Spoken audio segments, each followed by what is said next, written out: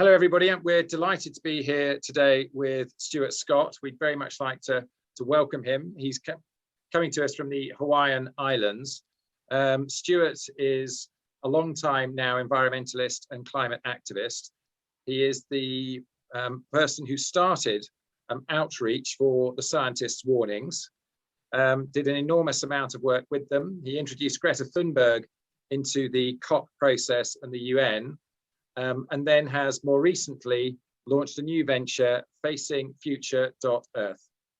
So welcome, Stuart. Thanks very much for joining us. Thank you. Thank you for inviting me. And we're delighted to have you here. And we'd just like to go back and reflect on how you started in environmentalism and climate activism. So maybe you could talk us through what inspired you to get started on this huge journey you've taken. Well, I have to go way back in terms of inspiration. It was really kind of childhood stuff, you know. Some kids know they want to be a fireman. My father caught a photo of me, which he put above the bed with the photos of my sister and brother. And this one had me looking into a dandelion flower at the age of maybe 6 or 7, gazing into a dandelion flower. And I can remember the moment. It was so eidetic in my imagination. I can remember gazing into that flower and seeing the scientific and spiritual perfection all in one instant. You know. Fantastic.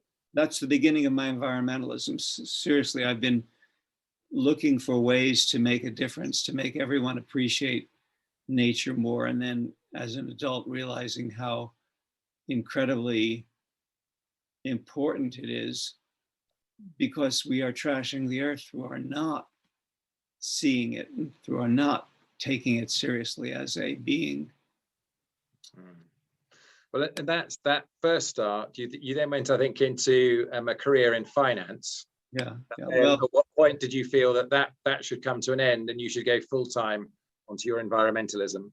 Well, my checkered past goes much more than gazing into a flower at 6 or 7 years of age and then straight to Wall Street. But I had done environmentalist things on and off all my life, and I went to work for Wall Street, on Wall Street, at a point where I had married someone who had money, and I had to know what to do with money. I had to know what, how to invest and how to hold on to money, make it grow. And it was only 2 years I was on the street and got a tremendous education, but an education largely in the other side, the contrarian side. That is, a lot of people play Wall Street, play the stocks, figuring they're smart and they can make it. But the thing I have to point out to people who speculate is that the game is rigged. It's like the casino, the house, and the gamblers. And the casino is going to make it whether it goes up or goes down. And sometimes it's very much in the casino's advantage to make it go down, especially when the casino can buy back all the chips, can buy back Park Place. And it all comes down to our economic system. And I go into this in different ways with different audiences. But our economic system is programmed to eat up the resources of Earth, to consume them, creating this imaginary financial world out of them. Yes, as Mark Carney says, so not putting the proper value onto things, seeing it as only financial. Yeah, exactly. So the economic system that I think we have to move to survive is something called ecological economics. And people say, what? Ecological? I never heard of it.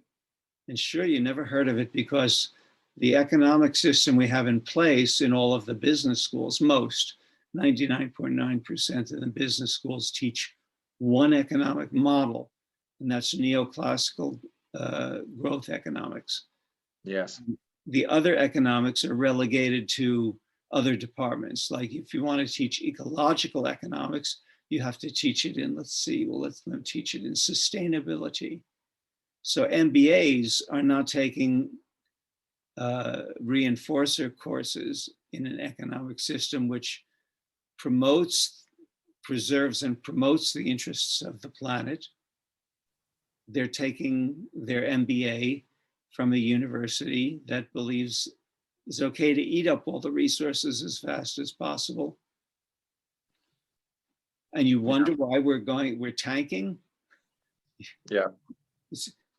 Climate change is just the first level of tanking, because it's the one that's the furthest along and that we can see the most clearly. It manifests in climate change, in weather change. Climate change yields strange weather we're having, in hailstorms size of golf balls in June, you know. Don't let me get carried away. It's the economic system that's doing us in. Well, and obviously you then came across on your journey the scientists' warnings.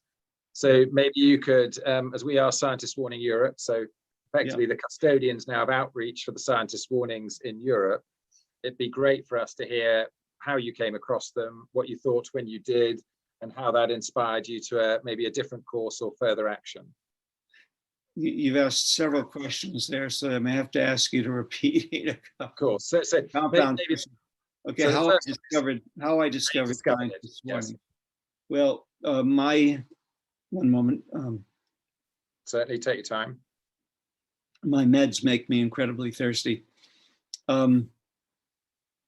After Wall Street, I went through many different phases, but I moved towards environmentalism and technology. I had to support myself, my family, and so I had taken information sciences as my master's, and so I went into information technology, computer work. And then from that, at some point, I gave up my day job. I went into teaching, college teaching, but I decided to give up my day job and full-time become an ecological impresario, trying to present the case for using a different economic system and treating the planet well. So I'm an impresario presenting that. Yes. That brought me to Greta Thunberg. I like to mention this because it's my big bragging point. If I had died having done nothing more than introduce Greta Thunberg, I would have fulfilled my mission on Earth, because she has certainly gone on to a great experience as activism, but not just climate activism. She sees how everything fits together. I love the stuff coming out of Greta. Anyway, so from that, literally, I came back to home, and a mutual friend of ours, Paul Beckwith, said, "Hey, Stuart, there's this scientists' warning thing you should check out." And I looked, and I thought it was fantastic. It was such good messaging.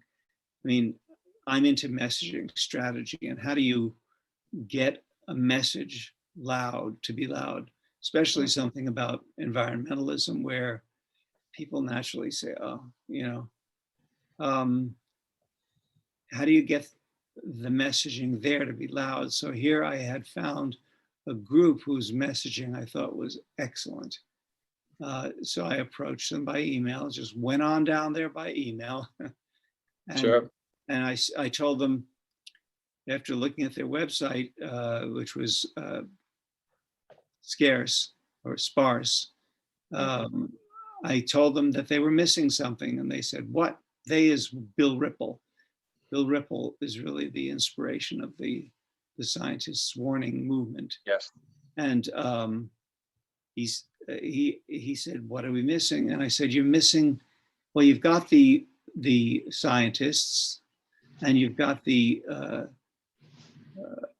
community of reporters, the fifth estate, they call it, that they're engaged. but you haven't engaged the public. You haven't given the public a way to say, gee, I'm concerned about this too, tell me more.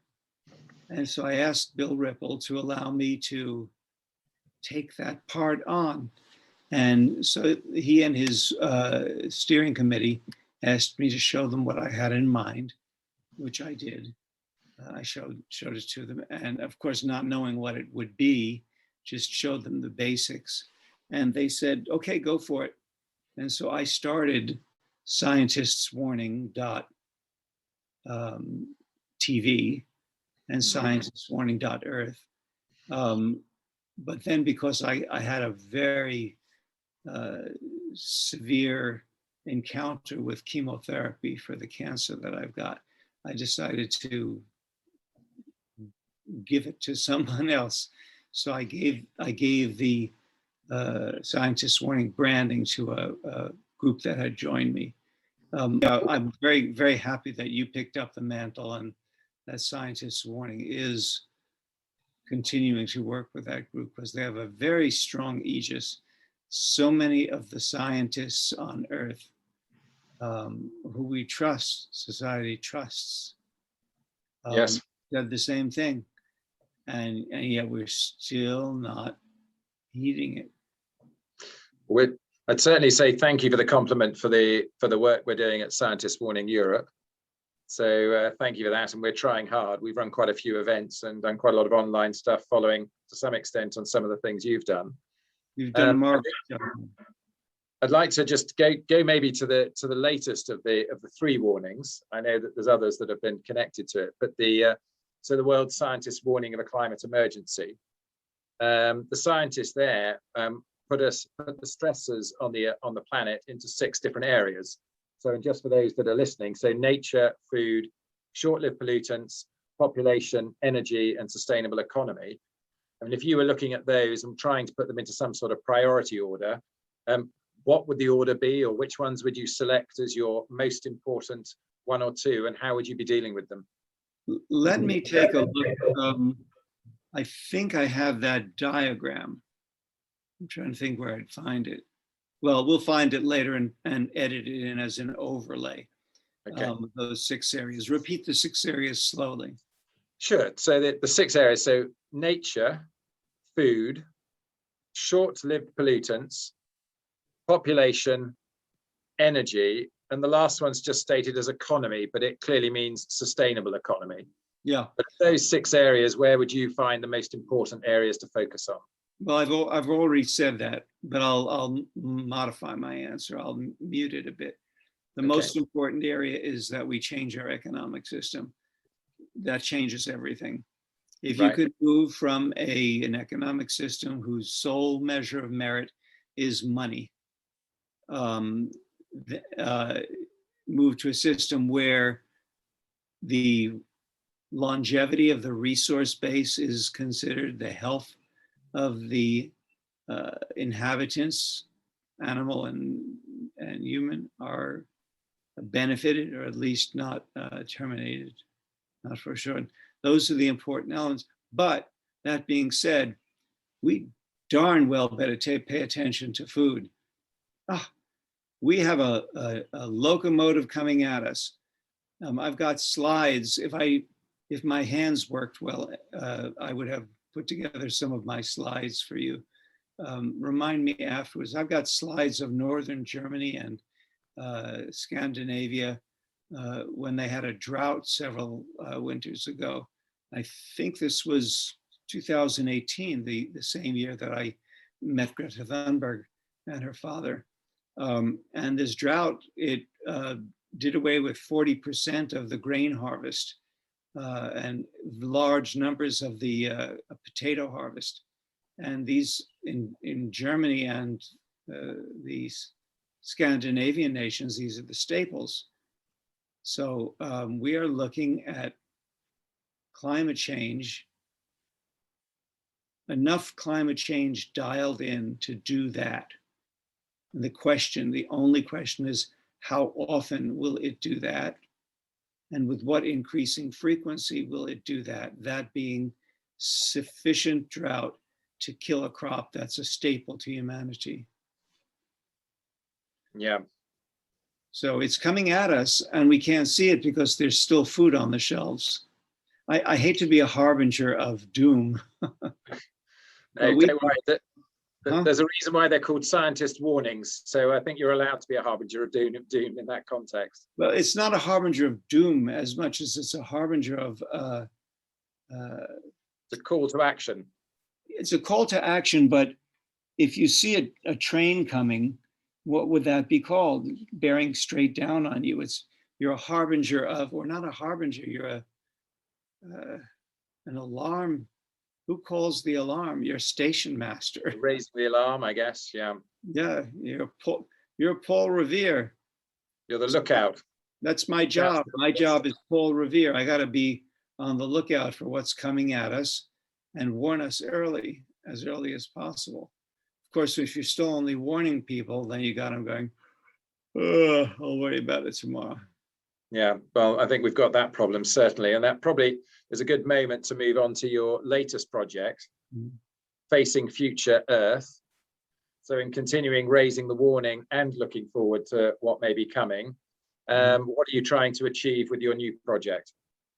Well, having gone from scientists' warning and the reasons for which that divorce happened, there was more than just my hands weren't working well anymore. Philosophically, I differed with the rest of the board. That is, material that I wanted to put out, the rest of the board had problems with. So with Facing Future, I'm able to put out, I'm in control of the content? The content, but the ethics. Well, not the ethics is not the right word. I regarded material on the internet as open source, and I would, if I saw something that was important for my audience to see, then I would download it. I would put it up to the internet in my own channel, Invisible, that is unlisted. I'd see if there was any objection, copyright violation. And if not, I would feel free to put a head and a tail on it and an explainer of why I'm showing this, why this is a service to my audience. And I still believe in that as a service. So one of the reasons was to have complete editorial control effectively, but within that, was there a particular additional aim that you weren't having satisfied previously? Well, I wanted to, as Jem Bendell, if your audience knows Jem Bendell, as Jem Bendell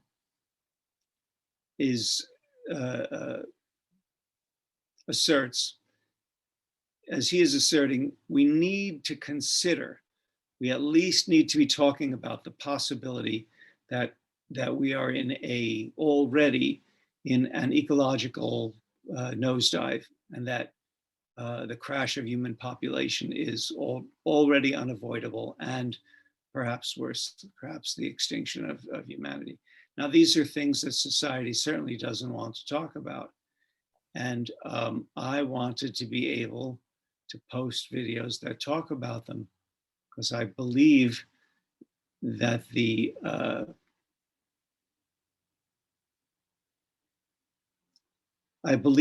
there is a reasonable chance of those doomsday scenarios coming to pass. And we should be preparing so that we know how to support our neighbors in dark times. I like to say your neighbors are your first responders. Be kind to them. And to some extent, you're only following on and extending the sort of UN way of looking at things by percentage, where they do actually look at the fact that there are catastrophic consequences in small percentages in their reports. Yeah. And that's one aspect of trying to consider what the course of action should be. Yeah. You mentioned when you first got together and found or discovered Greta Thunberg. Would you like to describe for us, I'm sure everybody's interested, a little bit more about that first meeting and what you were saying to her? I love that. I love that story because it was so extemporaneous in a certain way, so unplanned. Greta had already had a bit of press, and especially because I was traveling in Europe, I had already heard about her. Now, I was doing a tour of Europe, a 3-month tour that was going to end up at the climate talks in Poland, but I was making presentations in Denmark. Well, actually, I went from the UK down to Brussels, and I swept across, and I came up, and I made climate change presentations everywhere I went. And at one point, I was invited to do one in Stockholm about a month off, and the organizer, Ingmar Redzog, whose organization is WeDon'tHaveTime.org, he mentioned that the event that he wanted me to speak at, Greta Thunberg, was going to be there. And I said, "Oh my gosh, you know her?" He said, "Yeah." I said, "Can you introduce me?" So he introduced me to her father. And her father was her protector, her booking agent, everything. And when I got up I spoke with him by Skype, I think at the time, for an hour, and he was interested in what I had to say, what I was offering. And then I got to Stockholm, and he came and visited me where I was staying, and we laid it out more clearly. And he said, "Sure." And so he drove all the way down from Stockholm to Katowice, Poland in the winter with his daughter in order to attend the climate talks. Now, I like to brag. I got Greta and her father their badges for week 1, and Secretary General of the UN, Antonio Guterres, got them their badges for week 2. Because once it got out that they were there, they were rock stars. Well, Greta, her father is always there in the first row, does not want to take any of the limelight. I say that because when I met him, I said I wanted to put Greta into 4 programs. I'm used to doing about 11 programs every COP, Monday through Friday, plus the Saturday in between, 11 programs. And I wanted her to take 4, 1 Greta by herself, 1 with her father, 1 with the people from We Don't Have Time to help promote their message, and then one with Extinction Rebellion, because I feel so strongly that the Extinction Rebellion is one of the messages that is the purest in terms of what we're doing to the planet has to stop. Anyhow, so those were the 4. And little did I know that it would do exactly what I planned. We published her father's phone number in the Clear on the first day, and his phone didn't stop ringing for the rest of the time they were there at the COP. The program I did with Greta and her father has about 4 times as many views as the program I did introducing her. And I found that was kind of odd until I realized that she gets interviewed by everybody. Even at my press conference, Amy Goodman got the drop on me and published it a couple hours before I did, because Amy Goodman has a staff and I was a one-man staff at the time. Anyhow, that one with Greta's father got exceedingly popular because it's the only interview that her father has done. He maybe did 1 more since. So it's 1 of 2 interviews that he's done. So whenever someone looks up Svante Thunberg to see how her father figures in on all this, I'm one of the 2 videos that explain that. So, Great. So now, what was your question part? Well, that was great. I mean, we wanted to hear about how you would interact with Greta and the journey towards the COP. So that was fantastic. The one thing I left out, which I explained meeting her father, he came to my place. I was staying in Stockholm, how I met her. I was invited to go down to one of her Fridays for Future gatherings. And so I went down with a sign that I had made up to use in Poland at the programs that would introduce her. And it, I still have it here somewhere, if, not worth trying to find, but basically it was my economics view of what she was trying to do. Anyhow, so I went to meet her at the Fridays for Future, and it was rainy, drizzly. There were 100 people, maybe 120, you know, people would come and go. And it was a scene, it was a little gathering. But what got me is that there were this many people out there in a really inclement weather. There's no reason I would have been sitting down on a bench.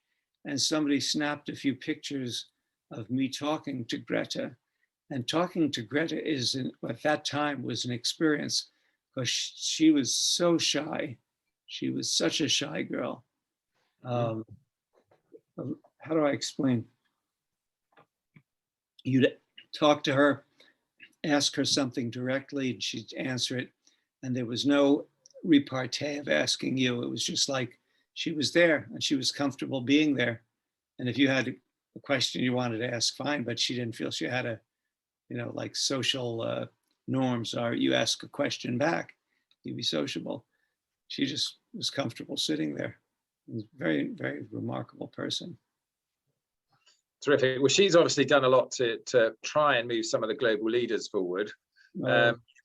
You probably know that as Scientists Warning Europe, we wrote directly to Prime Minister Boris Johnson only 6 or 8 weeks ago, urging him for more climate action and for him to take up a leadership role globally on climate. I don't think that'll happen, I'm sorry to say. I think Boris Johnson is too tied in with the forces of money to do the right thing.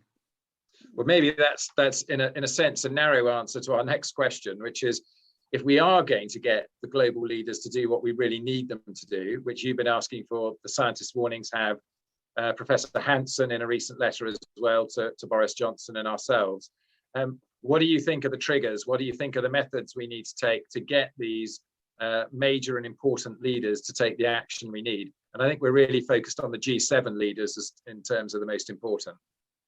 I'm looking at the big picture, and I'm not a student of politics, and I don't think what I'm describing is going to happen in the next few years. So I won't talk about it in terms of the names of leaders alive now. I think I'm talking about the names of leaders who have yet to maybe even be born. But we will hit a point this century where things will get so, where the fabric of nature will unravel so astonishingly in terms of food, that there will have to be a political reckoning, like, what do we do? It's already afoot in Europe. Now, where I am working currently, I feel that the leverage point that I have, I'm working with the Holy See, known popularly as the Vatican, because Pope Francis happens to have one of the largest megaphones on earth. Now, his megaphone is about a mixed bag of issues, but he is certainly active about the message of climate change and fairness, equity, and economics, understanding that economics is the problem. There was a headline that was sent to me recently, where an ecologist, well, let me explain the work I'm doing, and then you can shorten it if you like, and I can tell stories afterwards. Cardinal Turkson, who runs an organization, he's the head of the Dicastery for Integral Human Development in the Vatican. And he and I have been friends for maybe going on 10 years, cordial friends. And to the point where he knows I have cancer, and Christmas Day, he'll call me one year and tell me that he's praying for me. It's things like that that keep me alive, and things like this, the work that I have to do that keep me alive.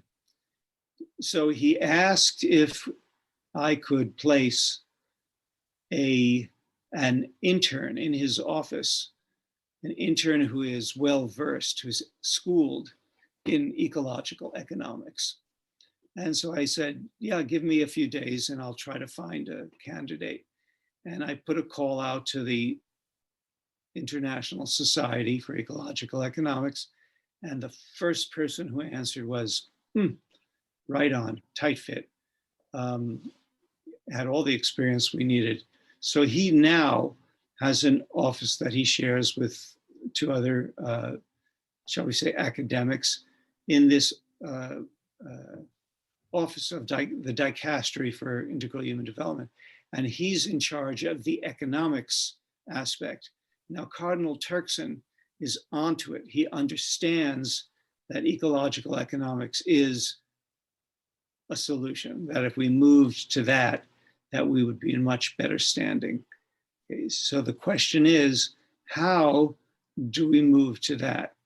Well, the minute I had an intern in his office, an idea just blossomed in my mind, which was to gather a group of elders of ecological economics. The society has been around since 1988, which is about 30-something years. Enough years to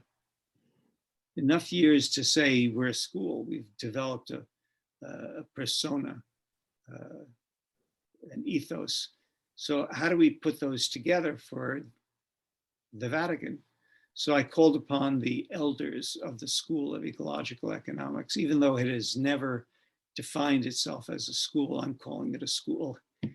And so I have a group of about 10 to 15.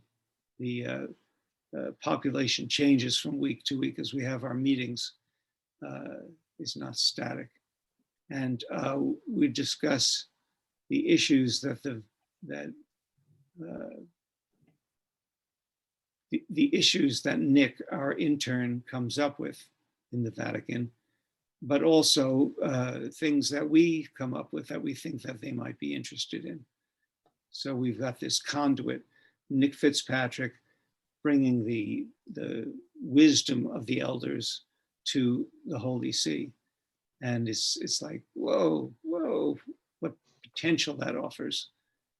When I got into this years ago, I mean, I got into the climate change thing in 2007 after a training with Al Gore. I want to give Al Gore credit. He's brought a whole lot of people into the game of communicating about the climate problem.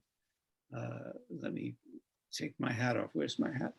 Let me take my hat off to Al Gore. He's done a lot for the movement. He happens to be more conservative than I am, but that's fine. You know, give it to people so that they can wrap their heads around it and express it to the middle of the bell curve. That works well. I've gone a lot further than that. As you know, scientists' warning has gone a lot further than Al Gore has gone. Sure. Yeah, I mean, they look at the last 25 years that we've done nothing to stem the tide, and then they look at the next 25 years, and they've declared a climate emergency. So they're very clear about it. Yeah, that's why, of course, we're all here. So I think just being mindful a bit of time, Stuart, and also wanting to get then a few sort of general inspirational questions in now. So I think let's move on to please, your general thoughts on how we, and I take that in the royal we, you, us, Scientists Warning, Facing Future Earth, and those of us who are trying to actively encourage change. What are your thoughts on how we can encourage faster change on the climate crisis? Well, the two that pop into my mind immediately, like boing boing, they're hard to decide what's first, what's second. Civil disobedience. Right. Okay, that's, and then resisting the consumer culture, buying as little as you can, buy what you need, be ruled by what you need, not by what you want. Yeah. Now it's a little bit hard for me to say that because the phase of life that I'm in, I'm having to buy far more things than I want to. But my body is taking a beating. You know, you can't see the pain, and so I have to buy things to accommodate myself.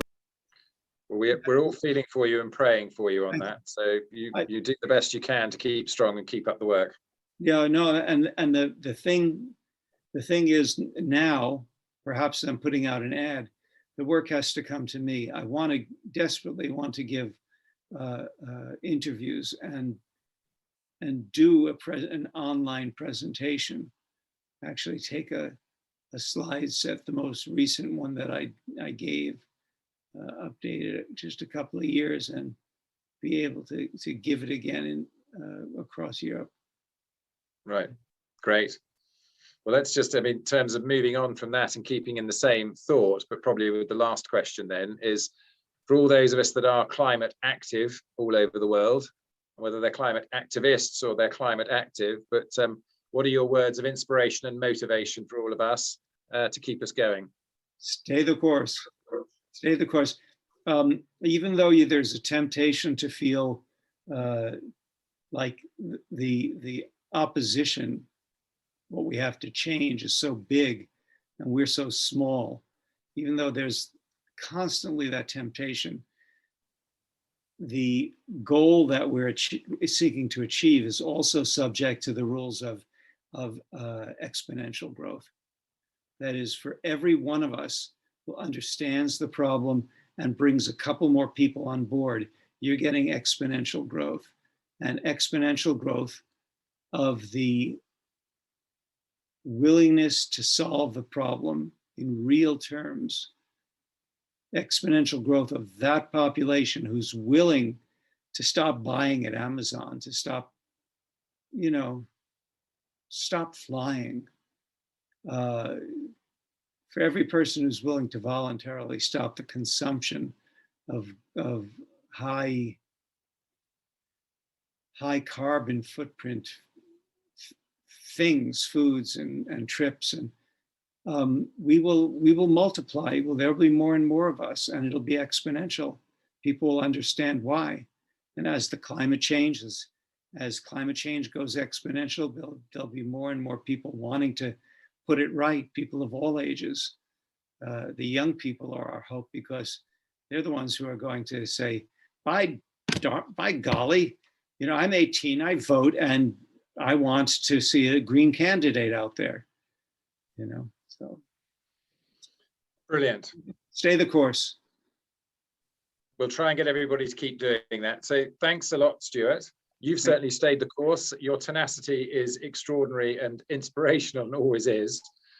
Thanks for your great work and your continuing work with Facing Future.Earth. Thank you. Stuart.